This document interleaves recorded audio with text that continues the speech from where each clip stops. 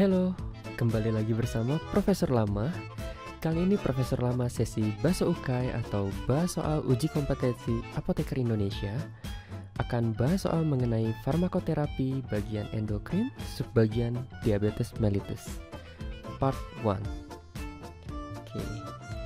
Jika kamu pertama kali menonton channel ini, jangan lupa untuk subscribe ya. Oke. Sebelum kita mulai, ada beberapa perhatian dulu, di mana soal-soal ini ditujukan untuk mengetahui sejauh mana kamu mengetahui bahasan ini, maka kerjakan dengan jujur ya. Lalu, apabila melihat simbol seperti ini di bagian atas video, silakan pause video sejenak untuk memahami soal. Jika tidak di-pause, jawaban dan pembahasan akan segera muncul setelah tanda berikut muncul. Oke, lalu jangan lupa catat jawabanmu di selembar kertas, lalu hitung poinmu di akhir video, dan jangan lupa komen di video ini jumlah skormu.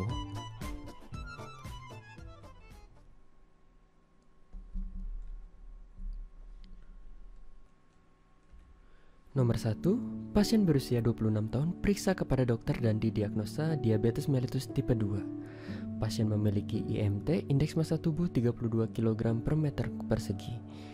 Apa obat yang direkomendasikan untuk pasien?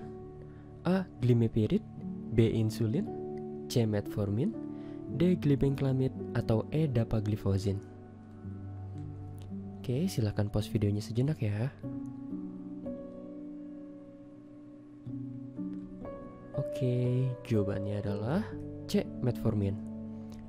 Di mana metformin merupakan lini pertama dalam terapi diabetes mellitus tipe 2, di mana pasien memiliki indeks massa tubuh 32 kg per meter persegi yang termasuk ke dalam kategori obesitas kelas 1.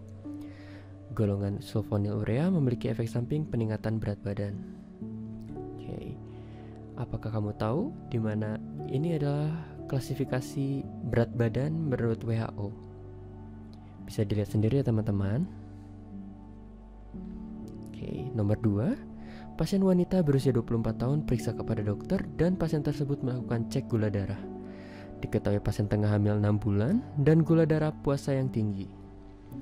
Dokter mendiagnosis wanita tersebut diabetes mellitus gestasional. Terapi farmakologis yang tepat apa yang Anda rekomendasikan kepada pasien? A. Insulin, B. Gliburide, C. Acarbose, D. Empagliflozin, E. Metformin. Oke, silakan pause video sejenak lagi ya. Oke. Jawabannya adalah insulin. Di mana lini pertama pengobatan diabetes mellitus gestasional adalah insulin. Obat ini tidak melewati plasenta pada pengukuran hingga batas tertentu.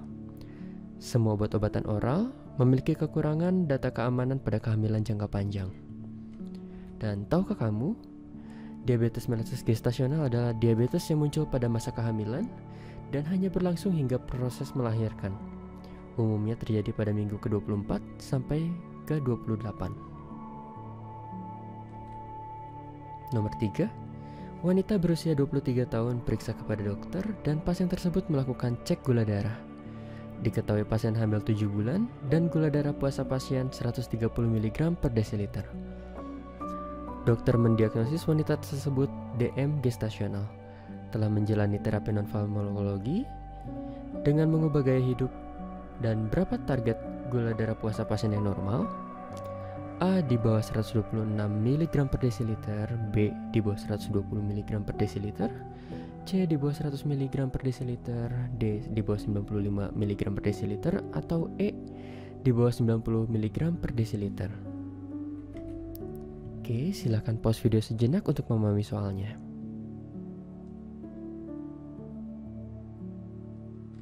Oke, sudah ya. Jawabannya adalah D, di bawah 95 mg per desiliter. Di mana target terapi dari pasien DMG berdasarkan gula darah puasanya adalah di bawah 95 mg per desiliter atau 5,3 mmol per liter. Ini adalah target gula darah puasa tersebut yang dicantumkan pada referensi American Diabetes Association tahun 2019 tentang Management of Diabetes in Pregnancy. Dan apakah kamu tahu diabetes yang tidak terkontrol pada pasien hamil berisiko aborsi spontan, anomali pada janin, preeklamsia kematian janin, makrosomia, hipoglikemia neonatal, dan juga hiperbilirubinemia neonatal. Nomor 4, pasien pria berusia 30 tahun memiliki riwayat diabetes mellitus tipe 2. Pasien melakukan pemeriksaan ginjal dan diketahui hasil filtrasi glomerulus pasien atau GFR pasien adalah sejumlah 16 mili per menit per 1,73 meter persegi.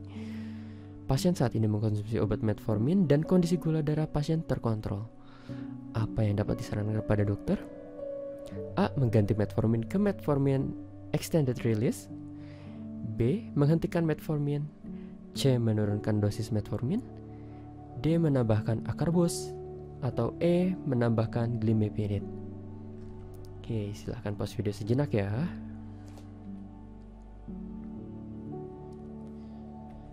Nah, udah tahu jawabannya kan? Jawabannya adalah B. Menghentikan metformin. Pada keadaan GFR di bawah 30 mili per menit per 1,73 meter persegi, penggunaan metformin dikontraindikasikan, sehingga dapat disarankan untuk menghentikan metformin kepada dokter. Nomor 5, pasien pria berusia 32 tahun memiliki riwayat diabetes mellitus tipe 2. Pasien telah mengkonsumsi metformin selama 11 bulan. Terdapat efek samping yang umum terjadi ketika pasien mengkonsumsi metformin. Apakah itu? A. Defisiensi zat besi. B. Defisiensi kalsium. C. Defisiensi piridoksin. D. Defisiensi folat. Atau E. Defisiensi kobalamin. Silahkan pause video sejenak ya untuk memahami soalnya. Oke, jawabannya adalah E. Defisiensi kobalamin, di mana penggunaan metformin dikaitkan dengan defisiensi vitamin B12 atau nama lainnya adalah kobalamin. Nah, penting diketahui nama-nama lain dari vitamin-vitamin yang sering muncul pada soal-soal UKAI. Nah, contohnya adalah vitamin B, di mana vitamin B ada vitamin B1 yang nama lainnya adalah tiamin, B2 adalah riboflavin, B3 adalah niacin, B5 asam pantotenat, B6 ada piridoksin, B7 biotin, B9 folat, dan B12 kobalamin. Ini perlu dipahami ya teman-teman, supaya mempermudah kita mengerjakan soal dan juga nanti suatu saat teman-teman telah menjadi apoteker, teman-teman tidak akan bingung ketika ada perawat atau dokter yang bertanya mengenai obat kepada apoteker. Oke, nomor 6. Pasien diabetes mellitus tipe 2 datang ke apotek untuk berkonsultasi dengan apoteker. Pasien tersebut mengkonsumsi beberapa jenis OAD dan pasien mengeluhkan mengalami kembung atau flatulensi. Pasien menanyakan obat apa yang dapat menyebabkan kembung tersebut. Obat apakah itu? Teman-teman, OAD adalah obat antidiabetes. Oke, yang A glibenclamid, B metformin, C akarbos, D insulin, atau E pioglitazone. Silakan pause video sejenak ya untuk memahami soalnya. Oke, jawabannya adalah C akarbos, di mana penggunaan akarbos atau akarbosa menghambat pencernaan karbohidrat. Hal ini menyebabkan karbohidrat yang tak tercerna secara berlebih memasuki kolon. Fermentasi karbohidrat oleh bakteri memproduksi gas intestinal yang dapat mengakibatkan kembung atau flatulensi dan juga nyeri pada bagian perut. Nah, tahukah kamu akarbosa merupakan golongan penghambat enzim alfa-glukosidase di usus. Penghambatan enzim ini mencegah pemecahan polisakarida menjadi monosakarida di usus. Nomor 7. Seorang pasien diabetes mellitus tipe 2 menerima resep akarbosa dari seorang dokter. Informasi obat apa yang dapat diberikan kepada pasien? A. Diminum 60 menit sebelum makan. B. Diminum 30 menit sebelum makan. C. Diminum bersamaan dengan makanan. D. Diminum saat suapan pertama makanan. Atau E. Diminum segera setelah makan. Ayo, jawabannya yang mana?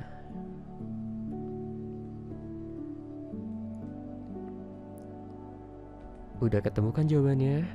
Jawabannya adalah D. Diminum saat suapan pertama makanan.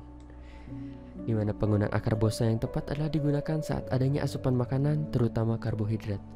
Paling tepat adalah saat suapan pertama makanan. Nomor 8, seorang pasien periksa kepada dokter karena mengeluhkan tidak nyamannya perut pasien, kram otot, nafas cepat, dan nafsu makan berkurang. Diketahui pasien tersebut menderita diabetes mellitus tipe 2 dan telah menjalani terapi selama 2 tahun. Pasien didiagnosa mengalami asidosis laktat. Obat apa yang berpotensi menyebabkan hal tersebut? A. Metformin, B. Pioglitazone, C. Insulin, D. Sitagliptin, atau E. Nataglinid. Oke, silahkan pause video sejenak ya. Sudah ketemu jawabannya? Jadi jawabannya adalah A. Metformin, di mana asidosis laktat pada penggunaan metformin kemungkinan besar disebabkan oleh penghambatan gluconeogenesis dengan menghambat karboksilase pirufat, yang mana merupakan langkah awal dari gluconeogenesis yang mengubah pirufat menjadi oksaloasetat. Blok enzim ini mengakibatkan akumulasi dari asam laktat. Teman-teman bisa melihat di bagian sebelah kanan pada layar teman-teman. Di situ adalah proses pembentukan energi, yaitu siklus Krebs. Di sana bisa teman-teman lihat sendiri ya. Ada beberapa nama-nama obat dan juga golongan obat. Salah satunya adalah metformin, ada juga NRTI. Di NRTI merupakan salah satu golongan obat dari ARV atau antiretroviral. Lalu ada linezolid, propofol, dan juga nomor 5 isoniazid INH. Oke. Nomor 9, pasien diabetes mellitus tipe 2 menerima 5 obat di bawah ini. Apoteker memberikan informasi kepada pasien bahwa salah satu obat di bawah ini dapat memberikan efek samping hipoglikemia bila diberikan tunggal. Obat apakah yang dimaksud? A. Canagliflozin, B. Gliclazid, C. Saxagliptin, D. Metformin, atau E. Pioglitazone. Oke, silahkan pause video sejenak ya untuk memahami soalnya. Oke, jawabannya adalah B. Gliclazid, di mana golongan sulfonylurea dapat menginduksi hipoglikemia karena mekanisme dari kerja obat ini dapat meningkatkan sekresi dari insulin. Di mana sekresinya teman-teman? Ya, di sel beta pankreas. Oke, apakah kamu tahu sulfonylurea bekerja ketika sel beta pankreas masih berfungsi? Nomor 10, obat antidiabetes oral yang tersedia di pasaran cukup banyak diteliti dan diuji secara klinis.